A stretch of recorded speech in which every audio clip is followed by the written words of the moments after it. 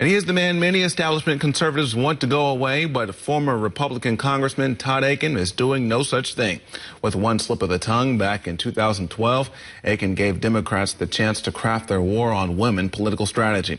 Now Akin's trying to have the last word against both the Democrats and Republicans who have turned on him.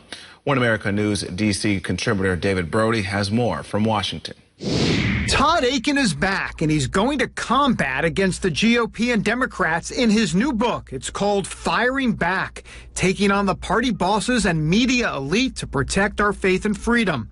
He aims squarely at conservatives like Karl Rove and others who turned on him during his Senate campaign after he inartfully said that if a woman is a victim of legitimate rape, she is unlikely to get pregnant because her body has ways to try to shut that whole thing down. That line sunk his 2012 candidacy. It also gave Democrats an opening to form their war on women storyline, and it turned many Republican conservatives against him.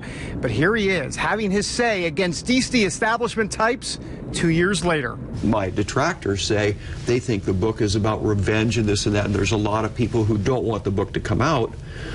But my thought is, overall, and this was part of the decision in the deciding to stay in the race when the party bosses were basically trying to crush us, okay?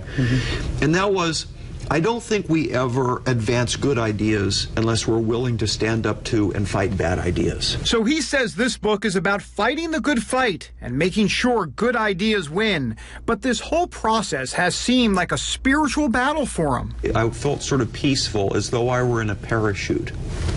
And I sort of felt that on each side of me were these towering cumulus clouds. On the one side, lightning and thunder of evil, and the other side, brilliant light of good. As for Akin's future, he may run for office again someday, but for now, he's just busy firing back. David Brody, One America News, Washington.